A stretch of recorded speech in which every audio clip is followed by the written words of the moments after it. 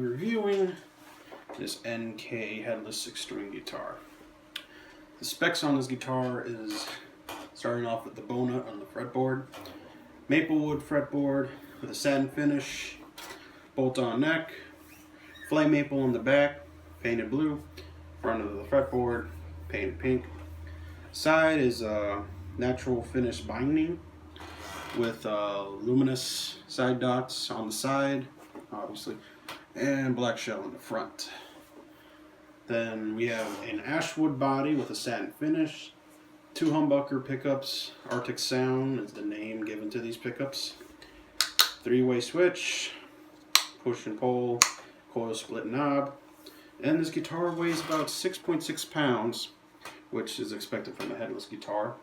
And one of the many reasons why I wanted to see how great a headless guitar is one of them is being lightweight, like this.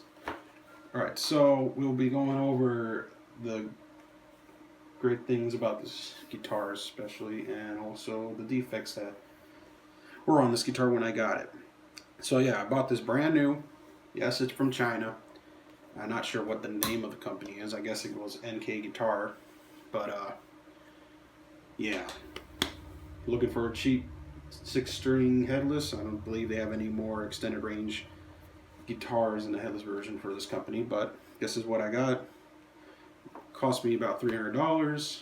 I'm not sure if there's any other ones that cost that cheap. I'm thinking the Agile might be the only one that I've seen. But let's get on to it. Let's give this a review. So first off, defect. There's a chip next to the nut right here on top. Very small, very unnoticeable, but obviously you get close and you look at it and you're like, oh, there's a chip right there. On the side and inlays, there's a bit of a, I don't know if I'm going to be able to show it right, but there's a kind of a paint runoff from the back where it's painted blue and it's flamed. The side is flamed too. Yeah, the side is flamed. The front of the fretboard, no. Alright, so pointing that out right now, but like I said, there's a runoff. It's not really noticeable throughout, but just between the 15th and 17th fret inlay on the side, it's pretty noticeable. Kind of strange that the back, or the bottom of the side, doesn't have any runoff at all. It's perfect. So I'm thinking, wow, the side that you actually see and play on has runoff, and at the bottom, that's pretty funny. Frets on this, I believe they're stainless steel.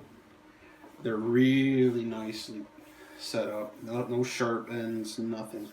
The only issue I've seen is that it seems like in some points they've been filed down a bit too much. There's some fret ends hanging off, and some are like filed up a little bit too much, so you see some of the top of the fretboard.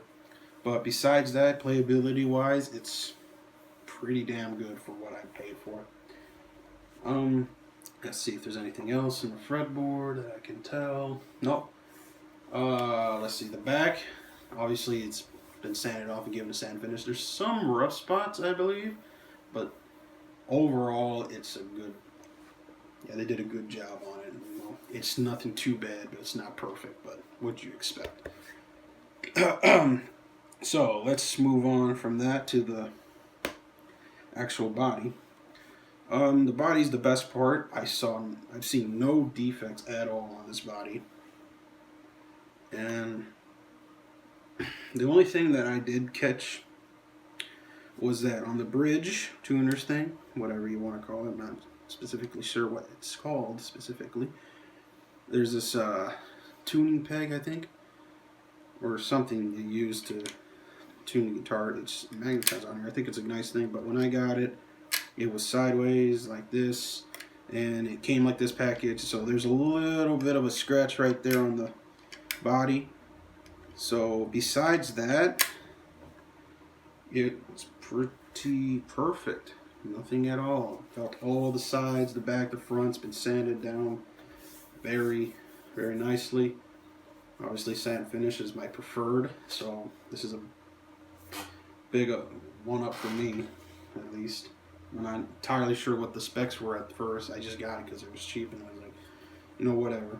I know there's another Chinese copy. I don't know if I'm pronouncing it right, but Gorte, I guess it's the Strandberg copy. But I'm pretty happy with this, and I don't think I would have been too upset if I got the other one, but I believe this one's the best of the two. pickups, I'm just gonna straight up and say that they're stock.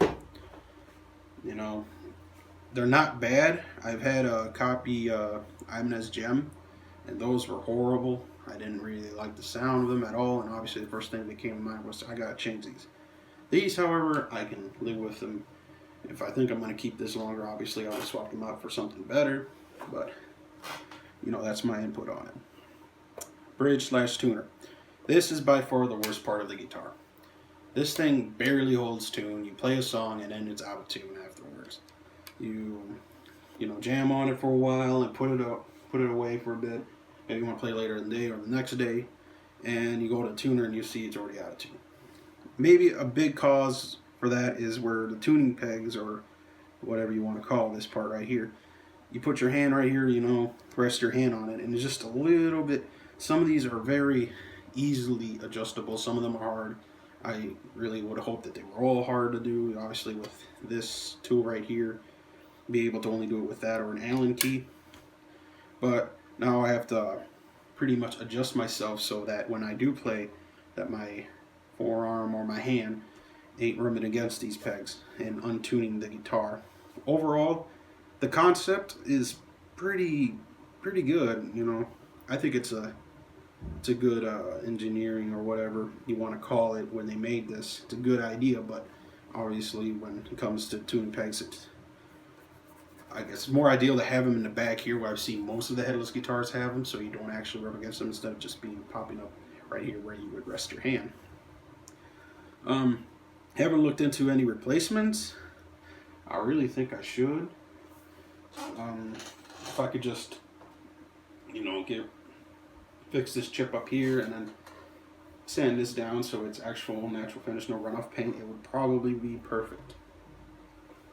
And obviously change the pickups. But if you get this guitar and you really want to get a headless you'd keep, this might be the first thing you want to replace. And then after that, maybe you want to replace the pickups or whatnot. Overall, this is a great beginner guitar. But obviously I wouldn't be too experienced in it because I haven't had any other headless guitars.